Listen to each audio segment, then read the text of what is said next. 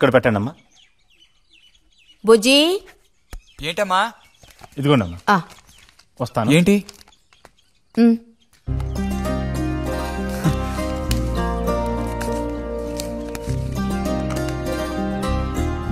Watch ఏంటి? Telegram వచ్చిందా? కాదు, క్లాస్ వస్తే వీళ్ళ నాన్నగారు వీడికేదో బహుమతి కొనిస్తానన్నారు, అదే పంపించారు. అది సరే, క్లాస్ వచ్చినందుకు వీడికి కాదు వదినా, మీకు ఇవ్వాలి బహుమానం. ఎదురా చూపించు. ఎలా ఉంది చిన్న?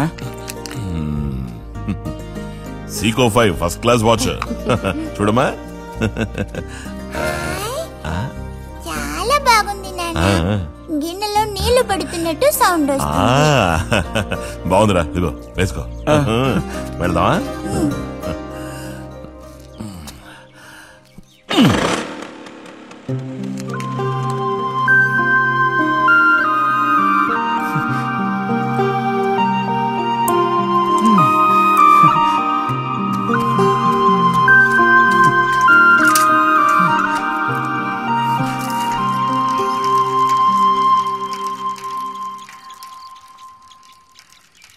ఎంత నేర్చిన ఎంత వారైనా కాంతదాసులే.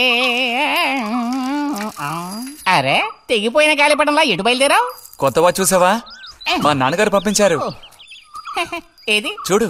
ఆహా, నువ్వు మహాశ్రీమంతుడులా ఉన్నావు. ఊరికే దిష్టి పెట్టకాయ బాబు. బాలక, ఇప్పుడు టైం ఎంతైంది? 10:30 ఓహో, సరే బయలుదేరి. ఇంకా చూపించి తీసుకెళ్ళి. పోతే అనుకున్నట్టే ఆ భస్మం పనిచేసింది. పాపం, అనుభవించే యోగం నీకు లేదు. యోగం ఉన్నవాడికి దక్కబోతోంది. అర్థం కాలేదా? పిల్లని చూడటానికి వచ్చారు.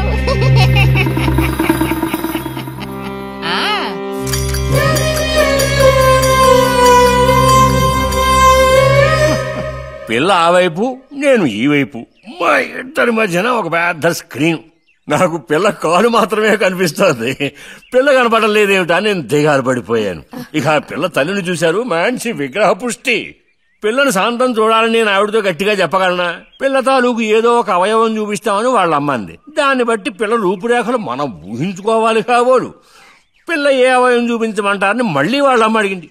నేను అలా ఆలోచించి చూశాను. పిల్ల కాలు మాత్రం చూపిస్తే చాలండి అని నేను వాళ్ళ అమ్మతో చెప్పాను. కారణం, శ్రీరాముడు సీతాదేవిని చూడడానికి వెళ్ళినప్పుడు దశరథుడు కూడా ఇలాంటి ప్రశ్నే వేసేట. ఆ రోజు శ్రీరాముడు చెప్పిండే నాకు గుర్తొచ్చింది. నేను ఆ సమాధానం చెప్పాను. అవన్నీ ఆ కాలంలో మాటలు అనుకోండి. ఈ కాలంలో మేము అలా అంటే మీరు ఊరుకుంటారా చెప్పండి? రతి రెడీ అవుతోంది, వచ్చేస్తుంది. అయ్యో, రతి అంటే వీడొచ్చాడేమిటా అనుకుంటున్నారా? వీడు మా పక్కింటి కుర్రాడు. ఇంజనీరింగ్ చదవడానికి పట్నం వెళ్ళబోతున్నాడు. మంచి కుర్రాడు, ఉంచిందా లేస్తాడు, సిగ్గు ఎక్కువ.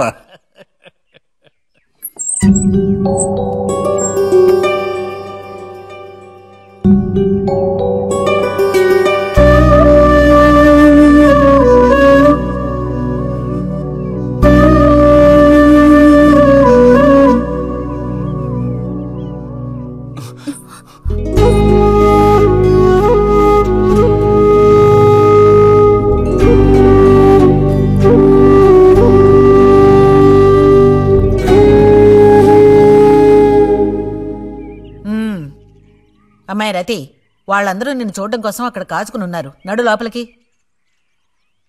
వాళ్ళు వచ్చింది నన్ను చూడ్డానికి అదే, నిన్ను చూడ్డానికి. నడు లోపలికి. ఏంటే చోద్యం చూస్తూ నిలబడ్డావు?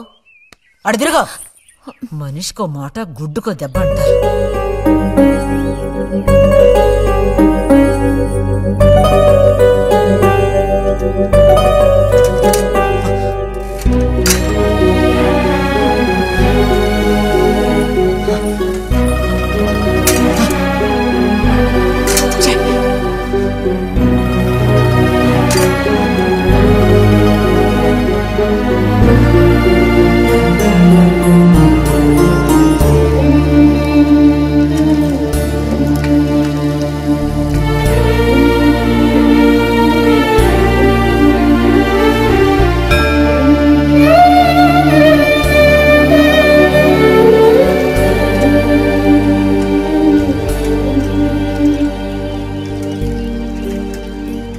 మేము ఊరికెళ్ళి ఉత్తరం రాస్తాం. అలాగే అలాగే వెళ్ళొస్తామండి. మంచిది, వెళ్ళిరండి.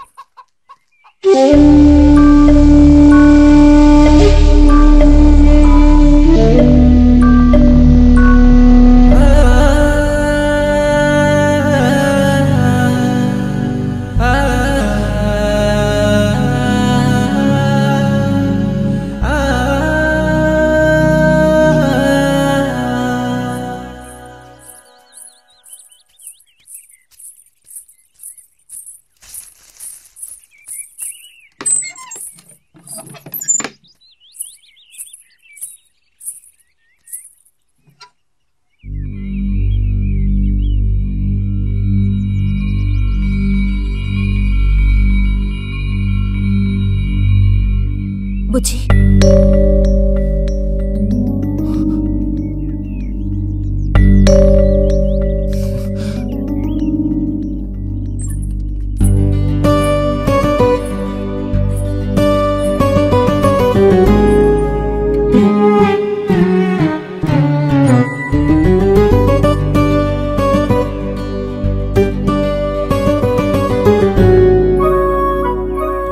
వాళ్ళ పెళ్లి చూపులకు వస్తే నీకెందుకు నా మీద కోపం?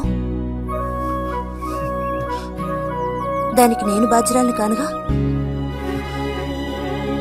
అయితే మరి ఎందుకని అతని ముందు నుంచున్నావు?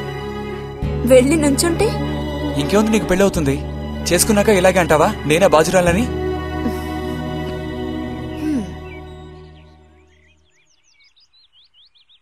సావిత్రి, రెండోదినా, ఇదిగో మా అన్నయ్య నీళ్ళు నవ్వులుతున్నాడు గాని నీకు చెప్పడానికే నాకు మాత్రం ఆ అబ్బాయి బాగా నచ్చాడు.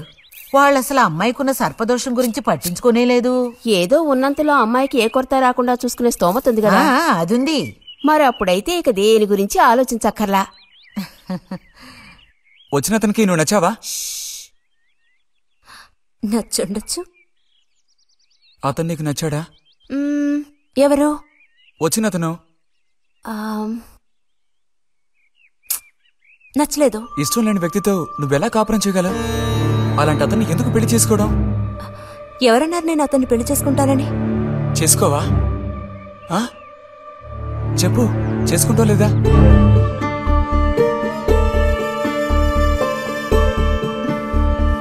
చేసుకోను.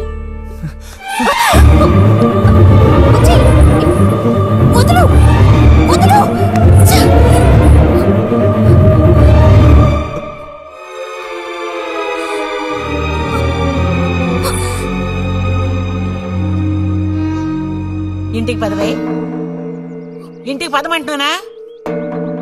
గొంతు నువ్వు చంపు. సిగ్గులేదా? ఓ